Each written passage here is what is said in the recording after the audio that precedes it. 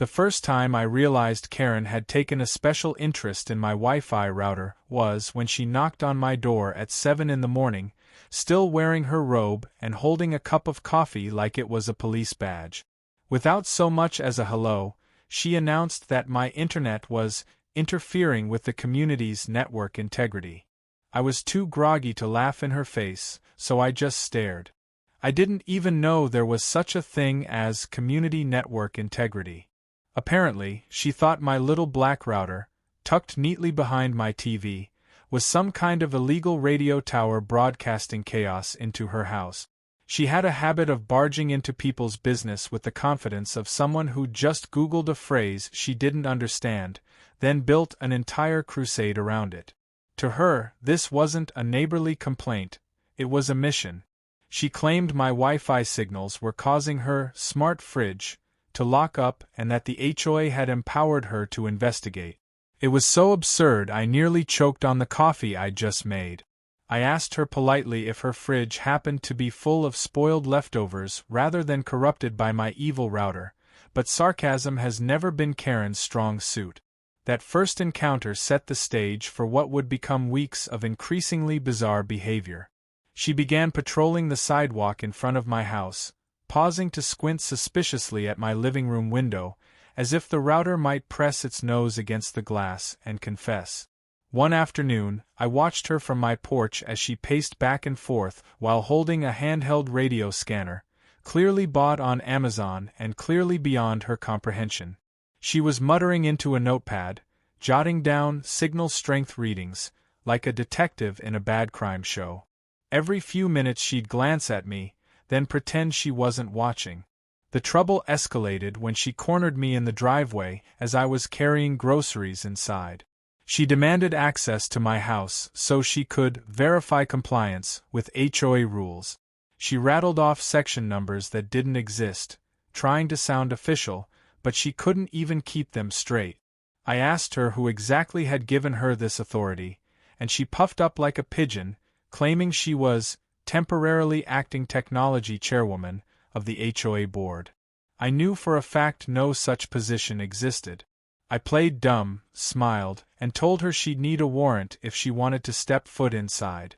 She actually paused like she was considering it, then hissed that she would be reporting me.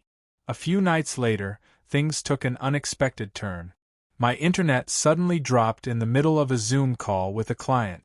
I rebooted everything, checked my modem, and even swapped cables. Nothing. I went outside to see if the cable line had gone down, and that's when I caught a glimpse of Karen crouched near the utility box by the curb, fumbling with wires like a raccoon digging through trash. When my flashlight beam landed on her, she bolted upright, clutching a pair of pliers. For a moment we just stared at each other. She looked like a kid caught sneaking cookies, except she doubled down with the audacity of a full-grown Karen. She declared she was shutting down the interference for the safety of the neighborhood. I almost couldn't believe it. She had actually cut into the cable company's lockbox. I asked her if she realized that tampering with utility property was a felony. She blanched, then stammered something about emergency authority under HOA guidelines. That was the moment I realized she wasn't just bluffing for intimidation anymore, she genuinely believed she had jurisdiction. I told her she was about 2 seconds away from explaining her guidelines to a sheriff. She dropped the pliers and marched off, yelling about how I was ungrateful and dangerous to the community. My internet was out for hours, but I couldn't help laughing at the sight of her retreating silhouette. The next morning, a passive-aggressive letter appeared in my mailbox. It wasn't on official HOA letterhead, just her floral stationery, but it accused me of malicious electromagnetic sabotage and threatened a $500 fine. She'd signed it Karen, acting technology chairwoman. I tacked it on my fridge as a souvenir, right under the takeout menus. By then, I realized the best way to deal with her wasn't to explode in anger but to stay calm, observe, and wait for her to overplay her hand. People like Karen can't resist digging their own holes. What I didn't know then was how deep that hole was going to get.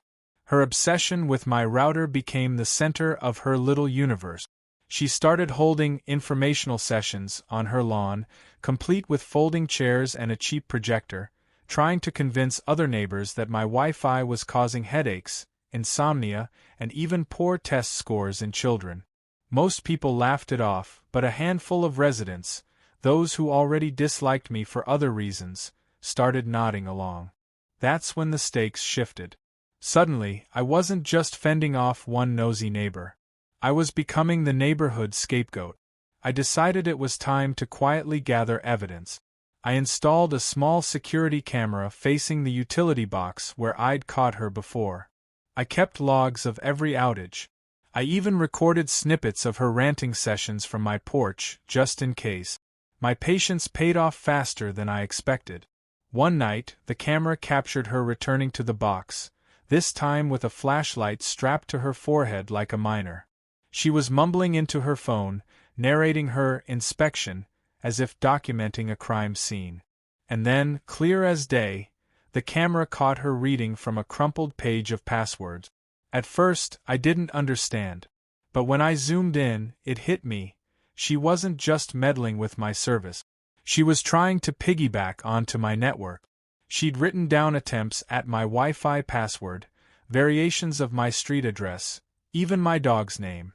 She'd obviously been watching more closely than I thought. That discovery reframed the entire situation. It wasn't just a battle of annoyance anymore. She was attempting to hack into my network, which meant she wasn't just paranoid, she wanted access. Why? That question gnawed at me as I lay awake that night. What was so important that she'd risk committing crimes and humiliating herself in front of neighbors? The answer arrived sooner than I anticipated. A few days later, while I was checking my router logs, I noticed repeated failed login attempts originating from her house. Dozens of them, time-stamped at all hours of the night. Either she wasn't sleeping, or she was running some automated program she barely understood. That alone was enough to prove she was the saboteur, but the real bombshell came from my security footage 2 nights after that. This time, she wasn't muttering about interference. She was on a call, loud enough for the camera's microphone to pick up, and what she said froze me in place. I have to keep him offline until I can erase the files. Erase the files? My files? The phrase hit me like a cold slap. Suddenly, everything clicked. She wasn't just paranoid about my router hurting her appliances, she was terrified of something stored on my network. But what could that be? I hadn't shared anything with her. Unless she'd somehow left a trail herself. In that instant, I realized her obsession wasn't about me at all. It was about covering her own tracks. And whatever secrets she was hiding, she had just handed me the first clue on a silver platter. By the time Karen's cryptic words about erasing the files finished echoing in my head, I was already making plans. I knew better than to jump straight at her with accusations. People like her thrive on confrontation. They twist it, spin it, and suddenly you're the villain. No, I had to approach this the way I handled everything else in my life. Calm, measured, with just enough sarcasm to keep myself sane. The first step was to secure my own network. I spent that morning reconfiguring my router, changing passwords to strings of nonsense even a supercomputer would have to sweat over, and setting up logs that would email me every time someone tried to brute force their way in. I wasn't paranoid, I was pragmatic. If Karen wanted to make this a digital chess game, I was going to make sure she had no way of reaching my king. Of course, tightening my defenses didn't solve the bigger mystery. What files was she so desperate about? I had nothing on her, at least not yet. That meant she had left something behind herself, something she thought could only be destroyed if I lost internet access. Which was odd. Why not just come to me directly? Unless, of course, she couldn't risk revealing what she'd done. That afternoon, I went for a casual walk around the neighborhood, partly to clear my head, partly to observe. Karen was on her front porch, sipping something from a tall glass and tapping furiously at her phone. She didn't see me, but I could see her reflection in the window behind her. She wasn't browsing like someone killing time. She was scrolling with purpose, fingers moving in a rhythm that suggested urgency. When she finally looked up and spotted me, she plastered on a smile that was about as authentic as a $3 bill. "Lovely day, isn't it?" she called out. I returned the smile, slow and deliberate. "Lovely. No router malfunctions today." Her expression tightened for just a flicker, but she recovered quickly. "Actually, things are much better. I think the neighborhood is stabilizing." I gave her a small nod and kept walking. She thought she'd rattled me enough to believe her cover story. What she didn't realize was that I now had a piece of leverage. Karen was lying to my face, and badly. The next twist came later that evening. My email pinged with one of the security alerts I'd set up. Another failed login attempt on my network. The IP address? It wasn't just her house, it was her HOA-issued tablet. I knew they gave those things to board members to access files and meeting minutes, but why was she using it to break into my router? Unless the files she wanted to erase had something to do with the HOA itself. That realization opened an entirely new lane of possibilities. Karen wasn't just paranoid about me. She was terrified that something linking her to HOA business was at risk, and if she was desperate enough to crawl into a utility box at night, it had to be serious. I decided to test the waters. The following morning, I printed out one of the screenshots from my router logs showing her failed login attempt. I slipped it into an envelope with no note and left it on her doorstep. Then I sat back with my coffee and waited. She found it an hour later. The reaction was priceless. From my vantage point behind my blinds, I watched her freeze, her mouth dropping open like she'd just seen a ghost. Then she spun around, scanning the street as if someone might be watching her. She tore the paper into tiny pieces right there on her porch, but the damage was already done. She knew I knew. That evening, there was another letter in my mailbox, but this one wasn't written on her floral stationery. It was typed, unsigned, and vaguely threatening. It accused me of surveillance harassment and warned that if I didn't stop collecting private information, I'd face serious consequences. The tone was jittery, panicked, and that told me two things. 1, she had no idea how much I actually knew, and 2, she was scared enough to start making mistakes. The next big twist came completely by accident.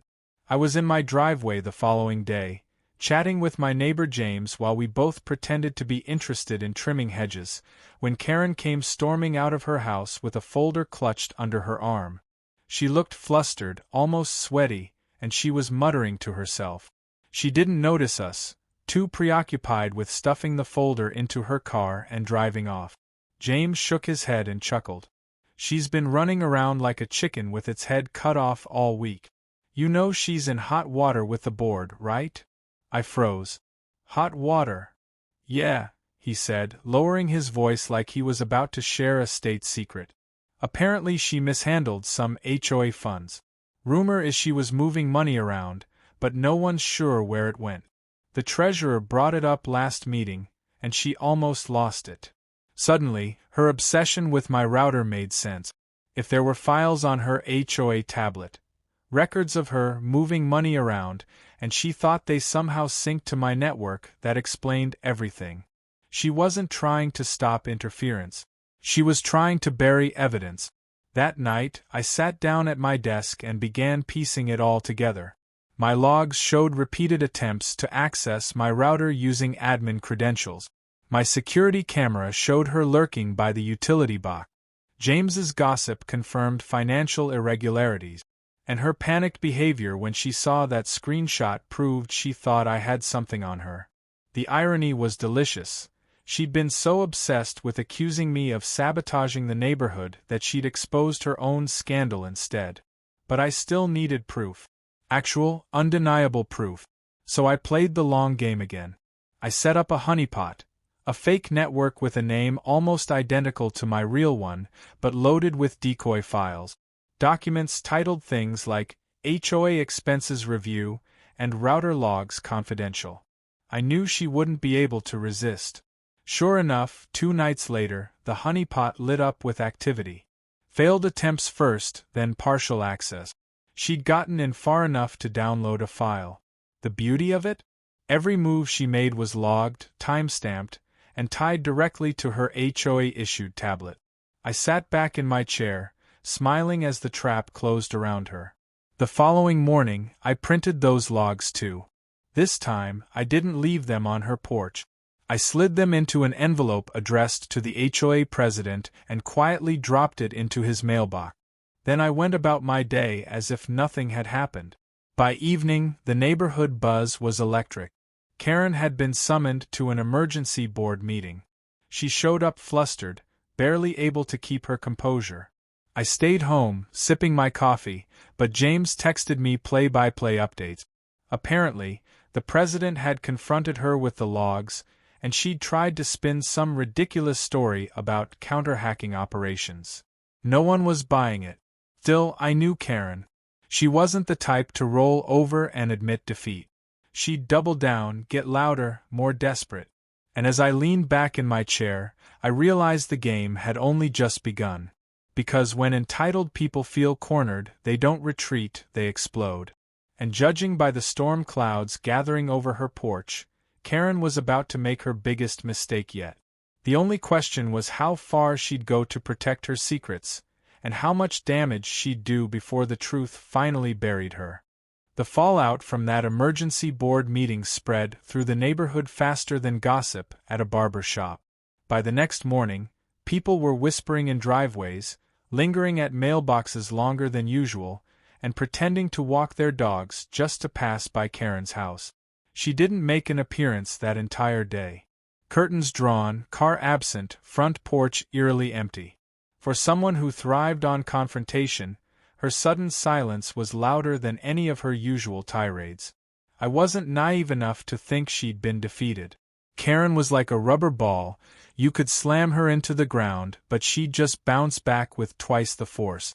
I spent the day tightening my defenses even further, rerouting my security feeds so I could access them remotely, backing up every log onto an offline drive, and checking my locks twice before bed. Experience told me that when people like her felt cornered, they didn't stop, they escalated. Sure enough, escalation came the following night. At 2:13 a.m., my phone buzzed with a motion alert from the camera aimed at my utility box. I sat up, heart pounding, and tapped the feed open. There she was. Karen, hood pulled low over her face, crouched like a burglar. Only this time, she wasn't alone. A man stood beside her, tall, wiry, clearly younger than she was. He had a backpack and gloves, and unlike Karen, he moved with a kind of practiced efficiency. They weren't fumbling at wires this time, they were installing something. I zoomed the feed as best I could, and sure enough, the guy pulled out a small device about the size of a deck of cards. He clipped it to the cable line, adjusted a dial, and gave Karen a thumbs up. She handed him cash right there on the curb. I nearly laughed out loud. Karen had hired someone to sabotage my internet. I didn't intervene. Not yet. Instead, I let the cameras do their work, capturing every detail. By the time they slinked back into the shadows, I already knew I had enough to bury her deeper than she realized. But something about the man's calm demeanor unsettled me. He wasn't just a neighborhood handyman. This was someone who knew what he was doing. The next morning, my internet was noticeably slower. Certain websites wouldn't load. At first, I thought it was the device itself, but when I checked my router, I discovered something worse. Someone had managed to mirror my traffic, copying every bit of data coming in and out, which meant Karen wasn't just trying to shut me down anymore. She was trying to watch me. That realization sent a chill down my spine. I'd been treating this whole ordeal like a chess game with a predictable opponent. But Karen had just added a new piece to the board, and this one wasn't playing by her usual sloppy rules. If she'd hired someone who understood network sniffers and line taps, then my sarcastic amusement had to take a back seat. This wasn't just petty HOA drama anymore. It was personal surveillance. I spent the next few hours dismantling the device. It wasn't hard to find. My camera had shown exactly where they'd clipped it. I unscrewed the housing, careful not to disturb the evidence, and sure enough, a little black box blinked back at me. It was set up to broadcast wirelessly to a receiver. Karen didn't have the know-how to use something like this, but her new accomplice clearly did. With gloves on, I placed the device in a sealed bag and stashed it inside my garage. Then I set up a sting. I rerouted my internet traffic through a VPN, but I also created a fake profile on one of my laptops. I filled it with documents that looked sensitive: bank_statements_2022, HOA_legal_report, router_passwords_final. In reality, they were just PDFs of random recipes and old instruction manuals renamed to sound juicy. If Karen's little spy tried to snoop, I wanted them to think they'd struck gold. That evening, I positioned myself by the window with the blinds cracked, waiting to see if Karen would make her next move. I didn't have to wait long. Just after dusk, she emerged from her house, pacing the sidewalk in front of my place with her phone pressed to her ear. She wasn't yelling, not this time. Her voice was low, frantic. I couldn't catch every word, but I heard enough. Files still there, must get access, can't afford exposure. Exposure. That word again. The next twist came from an unexpected source, James. He knocked on my door the following morning, wearing the grin of someone who couldn't wait to share news. "You're not going to believe this," he said as soon as I opened the door. "Karen went full meltdown at the HOA office last night. She stormed in demanding access to the financial server. When they refused, she started screaming about hackers and routers. Security had to escort her out." I raised an eyebrow. "Let me guess, she blamed me?" James chuckled. "Oh, absolutely. Told them you were some kind of cybercriminal. She even waved around one of those printouts like it was a smoking gun. Problem is, the treasurer checked the server logs, and guess whose credentials were used to move funds around? Not yours. Hers. That was the missing puzzle piece. She wasn't just paranoid. I was sitting on evidence of her financial fraud, whether she realized it or not. She thought her data had synced to my network somehow, which explained why she was desperate to kill my router. But by hiring that accomplice to spy, she just handed me a weapon far stronger than anything I could have fabricated myself. I considered my options carefully. Going directly to the police felt premature. I wanted her to dig the hole deeper. Instead, I made another move. I took the device I'd recovered and placed it in a box with a typed note. "Found this tapping into my line. Do you recognize it?" Then I dropped it anonymously on the doorstep of the HOA president. That evening, the street buzzed again. Another emergency board meeting had been called. This time, Karen didn't even try to appear calm. She stormed up the walkway, waving papers and shouting before she was even through the door. Neighbors gathered on porches, pretending not to eavesdrop. From across the street, I could see the president holding up the device, gesturing toward her, and shaking his head. Karen shrieked something I couldn't make out, then bolted from the building like a woman on fire. She didn't go home right away. My cameras caught her pacing in the dark near the utility box again, phone to her ear. She was yelling this time, voice shrill and panicked. "No, he can't have it. You said you erased it. Do something." Whoever was on the other end of that call wasn't giving her the comfort she wanted, because she slammed the phone shut and kicked the box so hard the lid popped open. I should have felt victorious. Instead, I felt the stakes ratcheting higher. Karen wasn't fighting me anymore. She was fighting her own crumbling empire. And desperate people, cornered and exposed, were dangerous. The final twist of that week landed like a thunderclap. My security feed picked up the same accomplice returning, this time alone. He didn't touch the utility box. Instead, he walked right up to my garage door, pulled a small tool from his pocket, and started working the lock. Karen wasn't satisfied with sabotaging my internet anymore. She was sending someone to break into my house. And that was when I decided the game was over. I wasn't just documenting her antics anymore.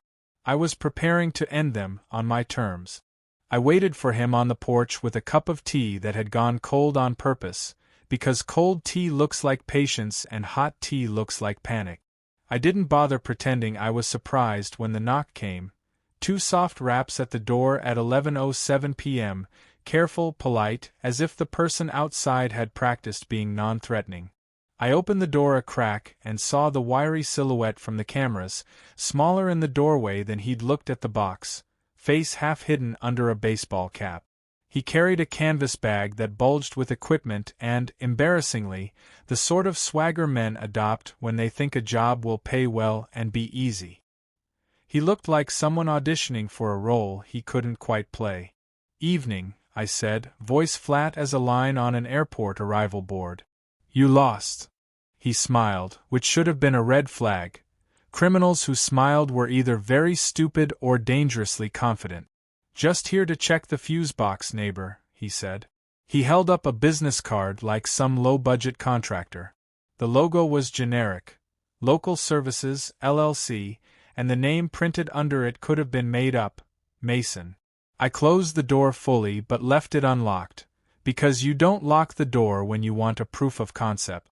I invited him inside, which meant he believed he'd already won. He walked through like he owned the place, hands tucked into his pockets until he saw the living room camera where I'd left a small lamp on. His eyes darted to it and then away, for the first time betraying the thought that someone might be watching. He fumbled for his phone and pretended to check a message. I led him to where the utility access was visible from the garage, a corridor that conveniently funneled movement into my security camera's optimal zones.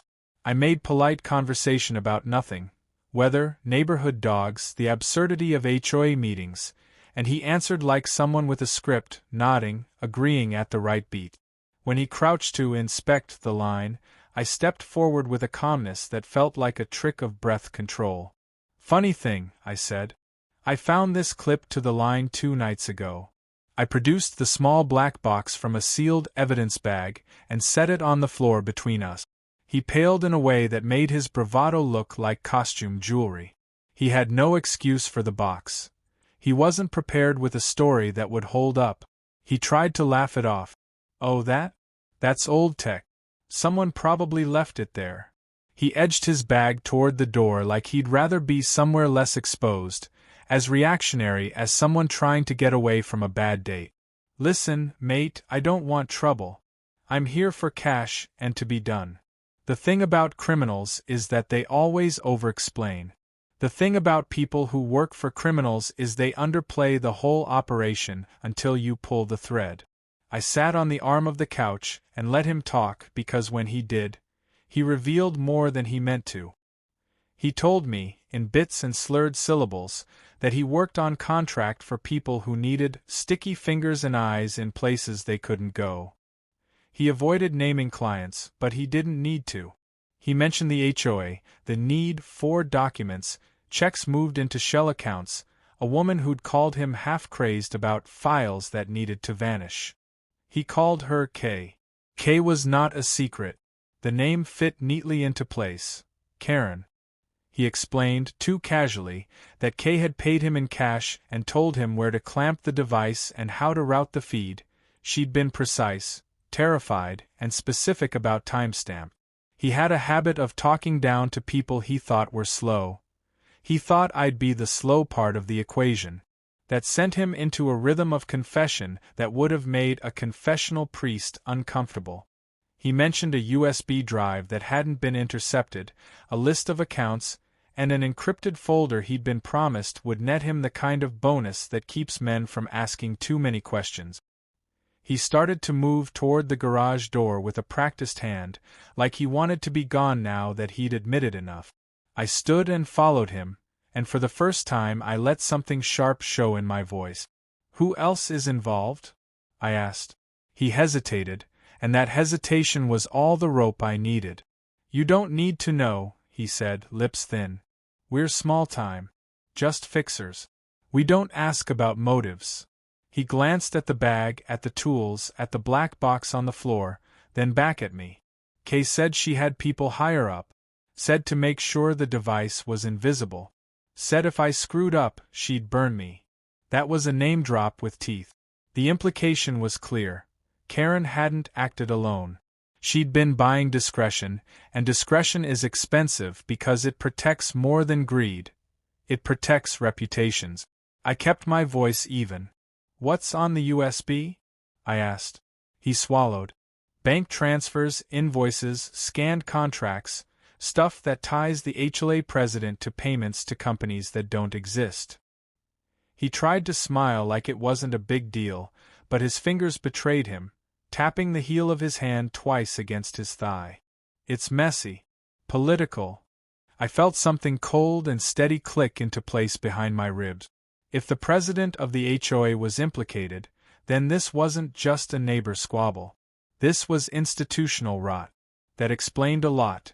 The reluctance of certain board members to press charges earlier, the odd meeting schedules, the way certain conversations died when others walked in. It also explained Karen's particular brand of panic. She hadn't merely embezzled for cash. She'd waded into alliances that elevated her risk and turned fear into a fuel more volatile than guilt. I asked him point-blank where the USB was. He fumbled, then admitted it was hidden in a glove compartment of his car, but he refused to go get it. Fear has the peculiar ability to make men very moral in their own narrow sense. He was not risking the ride. Fine. I told him I'd make a call. I walked him to the front porch and asked him to wait.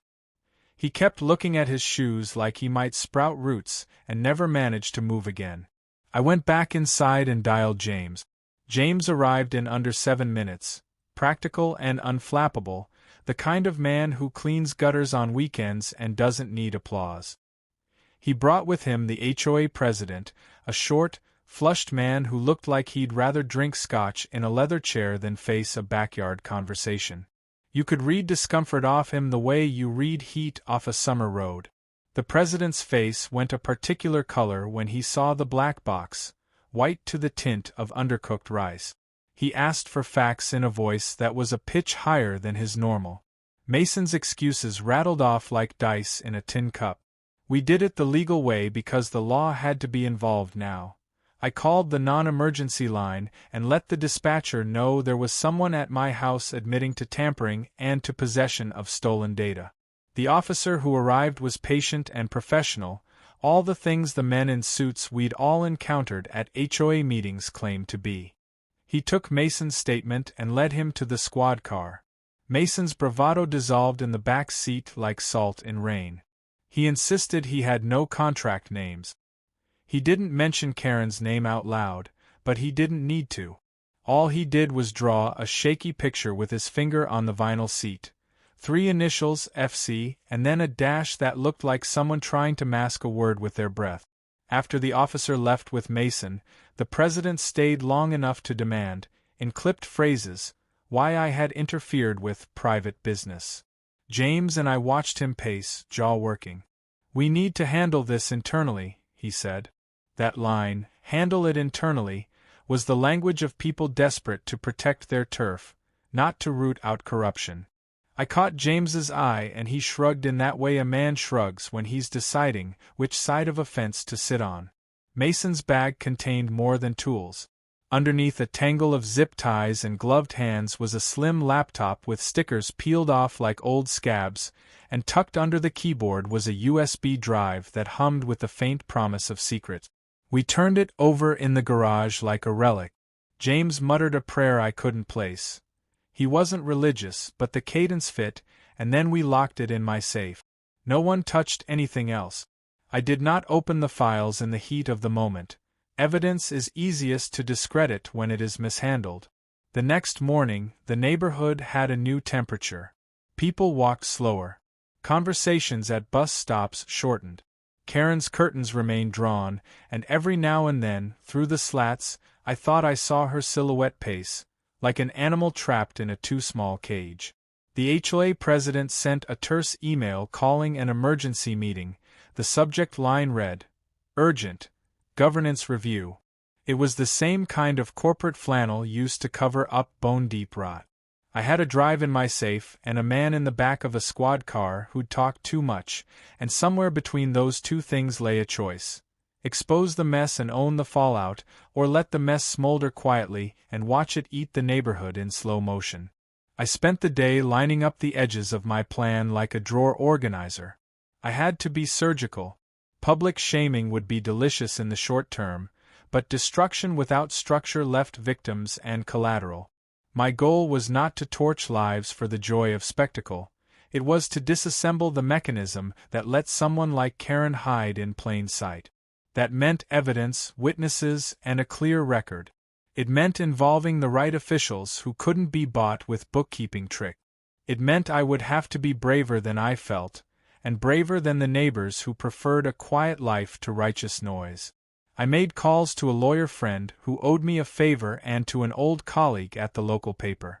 I told them nothing and hinted everything.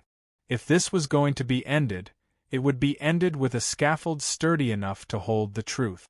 By nightfall, there was a new hum in the air, equal parts dread and the thin, delicious scent of imminent reckoning.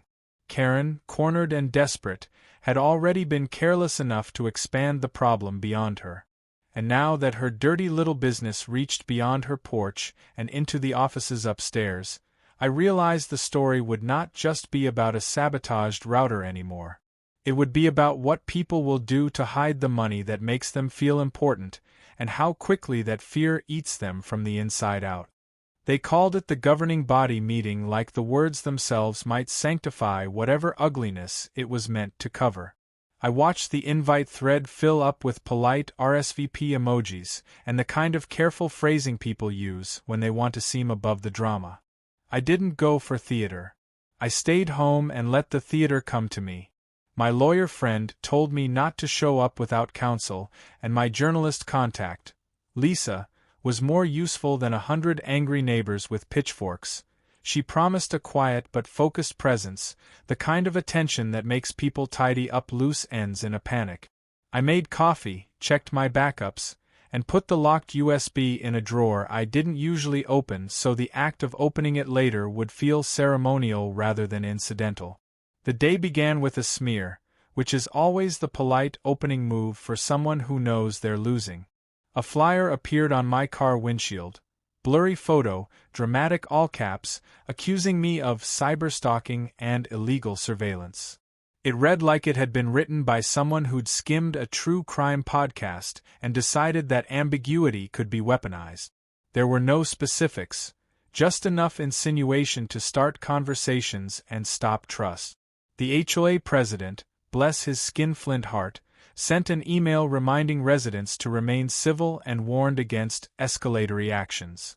I forwarded that to my lawyer with the subject line, "Passive-aggressive boilerplate equals legal cover-up in action." Someone on the board tried to make the smear stick by calling a press conference, a move meant to control the narrative, but Lisa beat them to it. She arrived at my house with a recorder and a look that said, "Let's cut to the useful parts." We met in my kitchen like conspirators, and she asked direct questions. Who else knew? What did I have? Why had I kept some of it private? I told her that this wasn't about spectacle. It was about stopping people who believed rules were a suggestion and money was a throne. She wrote that down, and the way she scribbled suggested she already knew how to turn outrage into a headline that couldn't be shrugged off. Meanwhile, Karen did what desperate people do. She played victim. She filed a complaint with the police claiming I had harassed her, left threatening notes, and tampered with her property. There was a certain theatrical courage in the timing, classic distraction. My lawyer laughed at the absurdity and counseled two things: document everything and never talk to the police without a lawyer present. I complied, which meant letting the officers come to my house, letting them look at my cameras, letting them watch the footage of Karen at the utility box and the device clipped to the line. The officer took notes like a man reading a menu. He was polite and careful, the kind of cop who prefers facts to fever. At the meeting, the room hummed with the thin electricity of people eager for gossip and terrified of consequences. Karen drifted in late, wrapped in a sweater that declared, "I am concerned," in both posture and fabric. She made a statement. Short, trembling on the surface but fierce underneath. about being a pillar of the community and how her life had been ruined by malicious rumors. She had a few allies, people who'd benefited from her social currency or been too polite to probe too deeply. The president read a prepared statement about governance and process, which meant, let's buy time and hope the problem ages badly. Lisa sat in the back with her recorder like a small, patient shark. Then I did something small and deliberate. I walked in. Not to shout, not to perform, but simply to sit where everyone could see me. No theatrics, no raised voice, just presence. It was a quiet move, but in politics, quiet is often louder than volume. I had my lawyer on standby and a printout of the device logs in my pocket. I intended to make the meeting a record, not a stage. The room tilted. People sensed the scale of the thing and leaned in. When the president started to speak about procedure and audits, Lisa asked a question I hadn't rehearsed out loud. What independent audits have you conducted regarding allegations of misallocated funds? The president hemmed. He spoke of books and balancing and trustees. He said words meant to soothe. Lisa pushed.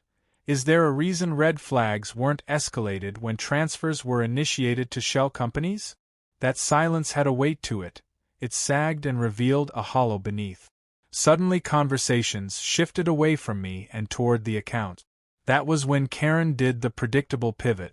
With that peculiar mix of indignation and theatrical timing she favored, she accused me of fabricating the device and planting false evidence to ruin her. She demanded an immediate forensic analysis of my security system and my personnel. She pointed fingers and kept a calmness that had the edge of someone who'd rehearsed infamy in front of a mirror. Her plan was obvious: muddy the water so the truth diluted and everyone tired of the stink. I could have reacted. Instead, I handed the president a sealed envelope and asked him to call the auditor I'd mentioned to Lisa the night before. I told him, simply, call them now. He opened it like a man reaching for a bandage. Inside were copies of the transaction trail, redacted but telling, and a note, independent audit, contact info enclosed. His face went the color of someone who had eaten hot cake too fast. He made the call while neighbors leaned forward in choreographed interest. The auditor agreed to come in person, which is bureaucracy's polite version of a guillotine. While we waited, Mason's arrest became a small, personal headline. He'd posted bail and vanished, which meant he was either hiding or smartly silent. But the device and the USB were speaking for themselves. The auditor took one look at the files locked in my safe and asked for access. I didn't hand over originals. That would have been careless. I handed over copies and the metadata logs. The auditor's expression, tight, professional, told me more than his words. He asked to see the device logs tied to the HOA-issued tablet. When the president realized those logs directly implicated his account in transaction initiations, he swore and then tried to backpedal into an explanation that sounded like bureaucracy and not theft. The room shifted from polite to ugly fast. Voices rose. Allies became enemies. The president's defenders became quieter. Their language incorporated fewer certainties and more hedging. Karen, cornered and desperate, did something that didn't surprise me but still stung the limits of decency. She took out a small, folded packet of papers and flung them onto the table in front of me. "Here," she said, voice low and sharp. "Here are the messages proving he's been spying on me for months. He's the one who uploaded things. He's been watching me." The packet looked purposeful. Photocopies of emails, redacted screenshots, a photograph of my house taken from an angle that suggested someone eager and invasive. It would have been easy to let that be the moment that swayed the room. It would have been easy to look guilty, to stumble, to plead. Instead, I did what I always tried to do. I let facts speak. I asked the officer in the room to compare timestamp. He did. The timestamps on the evidence Karen flung down were convenient. They all matched times when my network logged failed login attempts from her tablet and when the device she'd purchased was active. My security camera time stamped parts of the photographs as well. Images of my own property captured from angles only someone at the curb could take. The implication flipped like a trapdoor. The evidence she presented was, in many cases, her own work, staged and timed to look like an invasion. Lisa's recorder picked up the quiet exchange between the officer and the auditor, which later became an article with the kind of headline that made sure the right people read it. The auditor confirmed that transfers had been made to shell accounts with names tied to companies registered in the names of people connected to the HOA board. The president's phone showed a flurry of messages, some pleading, some terse, with a developer's rep whose name put the whole thing in a different light, a plan to rezone a greenbelt, a line on a map that could be rebranded as profit. The scale was larger than petty embezzlement. It involved land, leverage, and a few men in suits whose signatures made things legal until they weren't. Karen tried one last move. She began to cry. Not loud, not cinematic, but a wet pressure of sound meant to soften people and cloud judgment. Her tears read to some like sincerity, to others like theater. The room had to decide, in that humming pause, whether empathy could override evidence. For a few narrow-mouthed seconds it looked like performance might win. Then the auditor, a man who had spent his career with numbers and not emotions, read aloud the transaction summary and the timestamps that matched Karen's login attempts to my router and her frantic phone call saying, recorded earlier without her knowledge, "I have to keep him offline until I can erase the files." That audio clip, presented calmly and without flourish, was the last small bridge to cross. It minced no words.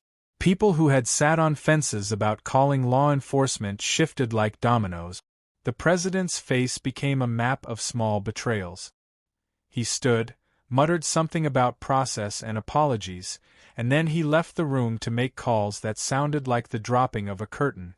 By the time the meeting broke, the neighborhood had a new cadence. Conversations no longer centered around whether I was a nuisance. They centered on the fact that money had been moved and that people would answer for it.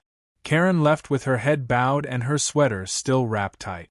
She passed my house on the way home and looked at me through the windshield, a look that said, "This isn't over." She was right. It wasn't over. What none of us expected was that it would not be over in the way we feared.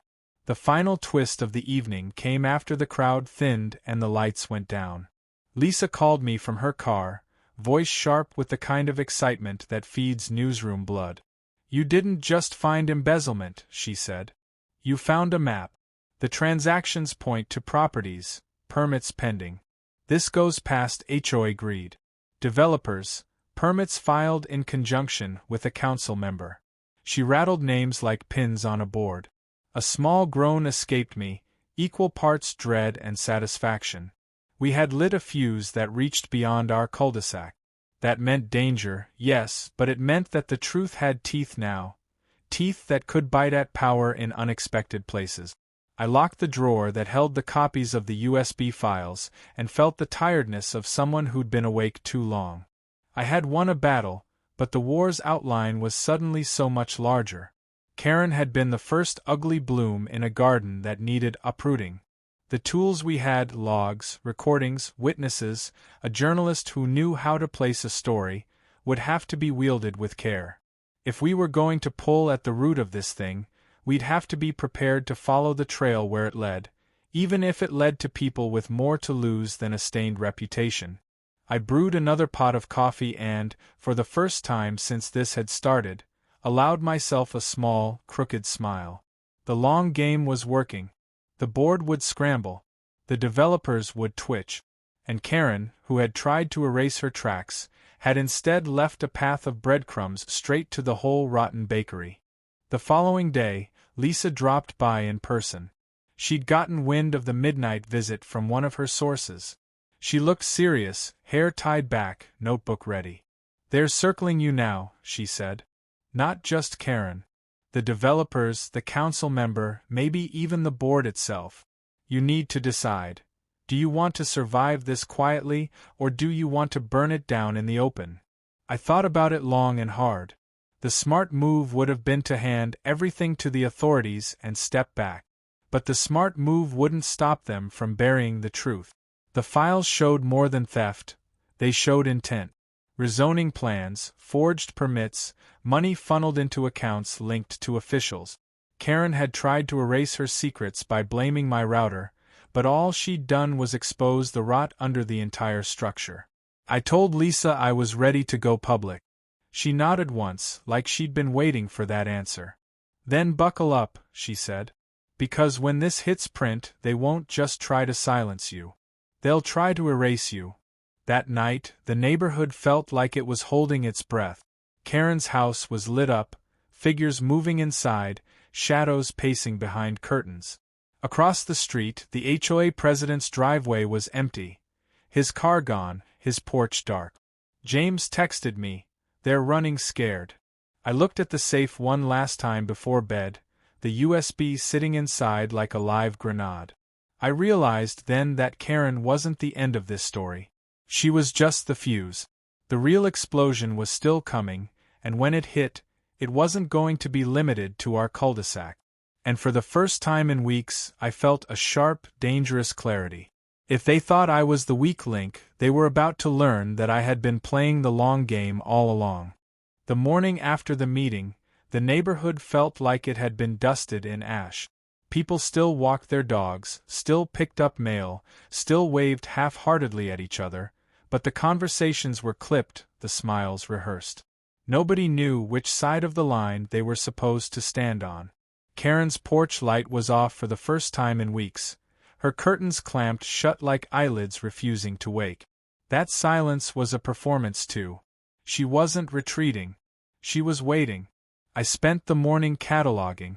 I burned copies of everything onto discs, labeled them in plain handwriting, sealed them into padded envelope.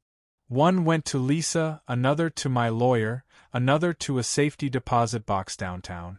I wasn't foolish enough to keep the entire record in one place, not after Karen had already sent a man to my garage.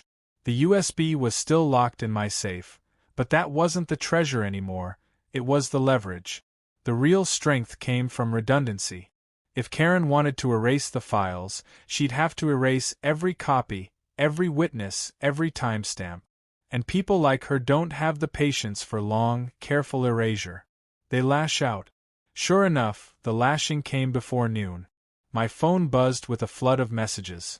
Fake accounts posting accusations about me on neighborhood forums, random phone calls with no one speaking on the other end, a pizza delivery to my porch that I hadn't ordered. Amateur intimidation tactics. She thought she was shadowboxing me into exhaustion. She didn't understand that all she was doing was documenting herself into a corner. Every delivery, every call, every post, I logged it. I knew how this game ended.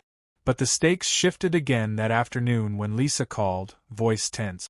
"They're trying to kill the story," she said. I got an email from my editor. A council liaison called him directly, asked him to spike the article. Said it would damage valuable community partnerships. Her sarcasm was as sharp as a blade. This is bigger than Karen. Bigger than the HOA. We're brushing up against city politics. That made the hair on my neck stand. Up until then, I'd treated the conflict like a battle of attrition with a nosy neighbor and a complicit board. But if politicians were circling the wagons, then the files we held weren't just embarrassing, they were threatening. That meant retaliation wouldn't stay limited to flyers and prank calls. Karen might have been sloppy and emotional, but the people above her wouldn't be. That evening, James stopped by with a grim look. He'd heard through one of his contacts that the HOA board was preparing to vote me into violation hell. Bogus citations for lawn height, garbage can placement, unauthorized surveillance equipment. It was their way of pushing me into compliance through exhaustion. They'd bury me in paper until I either folded or left. I listened, nodded, and thanked him. Then I pulled out the envelope I'd prepared for exactly this contingency. Inside were high-resolution images of the device Mason had installed, the timestamps on Karen's tablet, and copies of the bank transfers. "If they want to play paper," I said, "then I'll show them what ink can really do." The next morning, the violations arrived, 4 in total, stacked neatly on my doormat like a menu of nonsense. I scanned them, attached the evidence files, and sent everything directly to the county inspector's office with the subject line: Pattern of retaliatory action by HOA board under investigation. I CC'd Lisa. Within 2 hours, she replied with a single line: "You've just made this unspikeable." Karen must have felt the shift too, because by late afternoon, she re-emerged. I watched from my window as she marched across her lawn, hair perfectly arranged, sweater draped like armor. She held her phone in front of her like a badge, recording herself as she walked toward my driveway. When she got close enough, I opened the door before she could knock. "This harassment ends today," she announced, voice pitched for the camera. "You are cyberbullying me, stalking me, and invading my privacy. I'm putting you on notice." I let her rant for a solid minute. Neighbors peeked through blinds, phones lifted discreetly to capture the scene. She ended with a dramatic flourish: "You've ruined this community. Everyone will see the truth." I leaned on the doorframe, arms crossed. "If you're worried about the truth, Karen, maybe you should stop leaving it lying around in USB drives."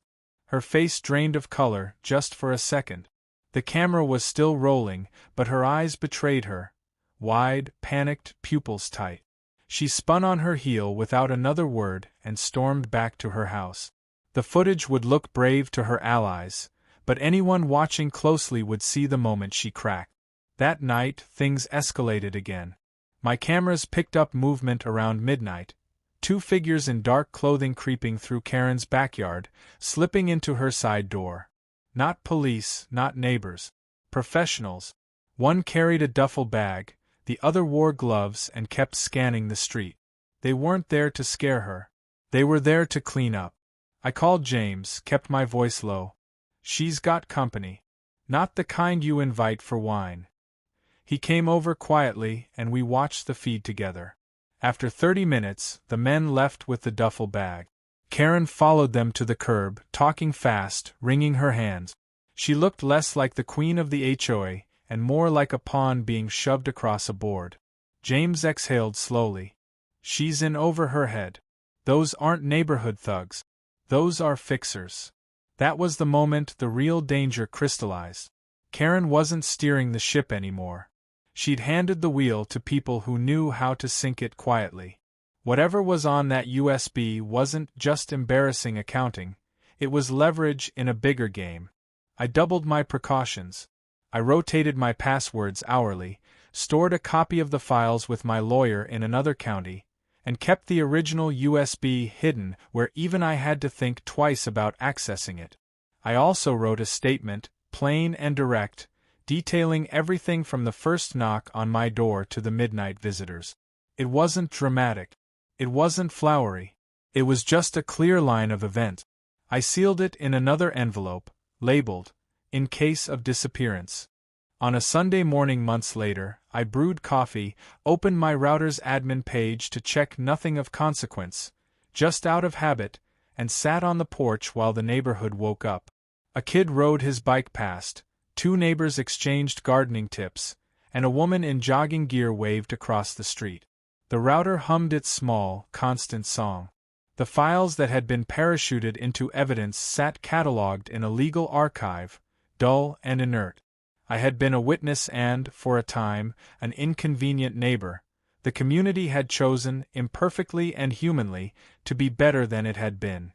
If there is a lesson here, it is not that truth always triumphs, or that bad people always fall. Power will always test rules. But attention, steady, documented, and shared, has a force that is neither violent nor fragile. It is a slow pressure that wears away secrecy.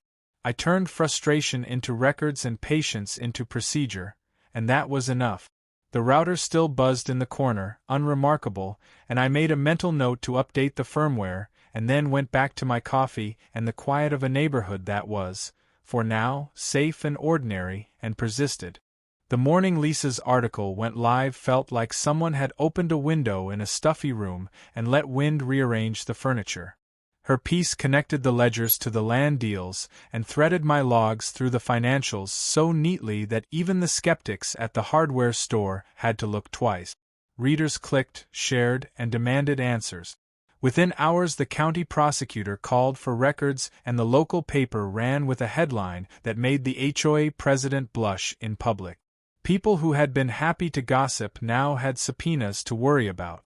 I had braced for a violent backlash. I'd imagined bricks through windows and threats slipped under the door. There were threats, voicemails with the kind of silence that reads like a promise, an unmarked car that idled near my street for an afternoon, but nothing that matched the quiet, legal avalanche that followed. Subpoenas, audit requests, publicly catalogued alterations to permit. The people who'd tried to hide their work with polite forms found that paperwork could be used against them, too. It was a bureaucratic retribution, tedious, slow, and devastating in ways that flyers and flyers could never be. There was a night, early on, when the danger felt immediate. Someone attempted to force my garage. The camera caught two figures moving like shadows, practiced and quick. They took the cheap safe with costume jewelry and the decoy flash drive I'd left in the obvious spot, but they missed the real archive. They left fingerprints and a shoe print in the mud. James called the police before dawn. His voice made the panic smaller for me. The officers were efficient and annoyed at being dragged into small-town theatrics, but they took our statements, catalogued the prints, and told us to preserve everything. Once the prosecutors had a thread, they followed it. Karen's arrest was procedural, booked, photographed, a red tag of bureaucracy, and felt like a thin, necessary thing. She pled to a reduced count in exchange for testimony.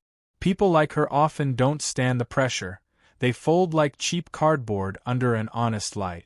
Watching her in court, stripped of performative outrage, left the neighborhood oddly mute. Some felt vindication.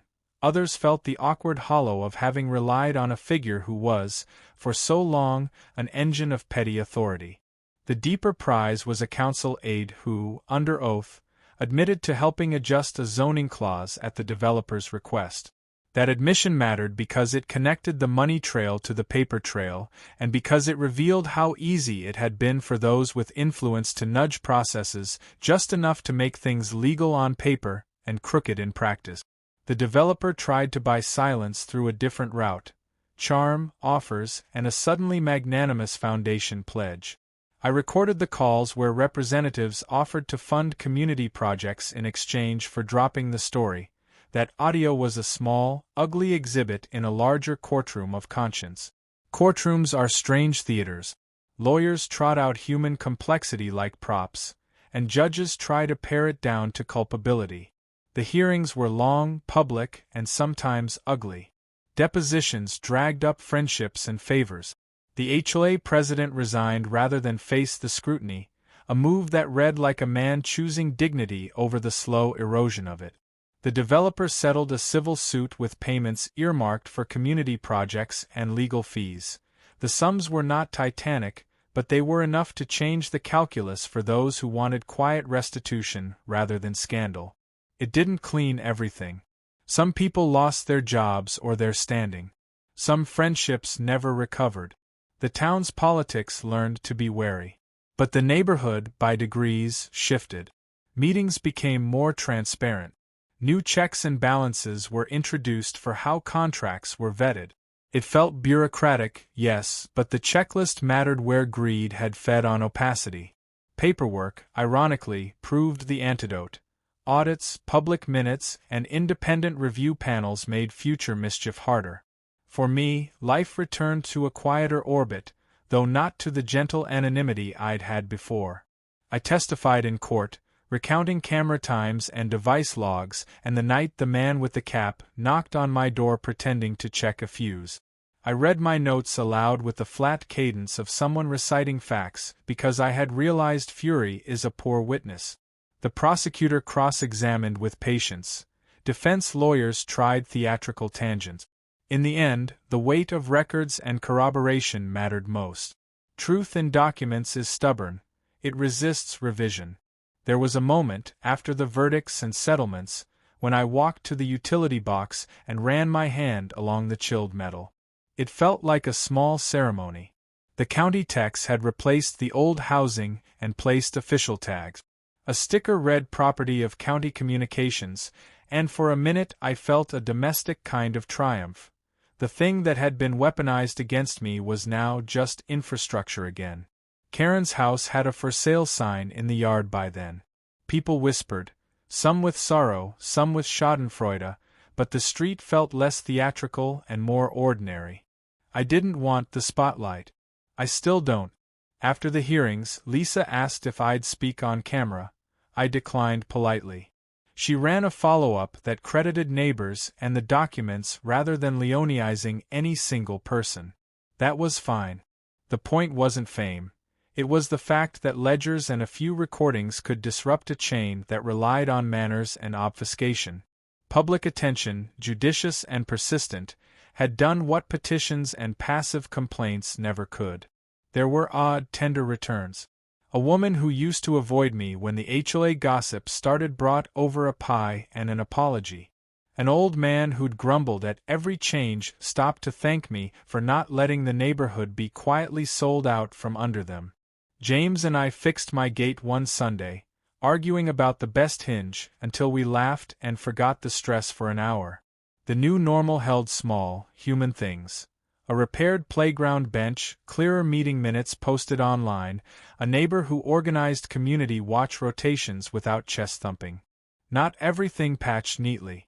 Karen's name will have to live with her choices. The president's reputation is a diminished coin. People will still be human, and humans are messy, self-interested, and sometimes cruel. But the system, tedious, lumbering, imperfect, had a way of responding when pushed. It absorbed the shock and left behind policy and a paper trail that mattered. That was perhaps the least cinematic and most durable outcome. The final twist, and perhaps the most satisfying, was not public spectacle but a quiet administrative correction. The county auditor discovered a mismatched clause in the zoning language. Correcting it removed a loophole that would have made similar swaps easier. It wasn't dramatic. Nobody cheered. But it made future corruption harder. That, more than any headline, felt like a true small victory, and the sort that endures.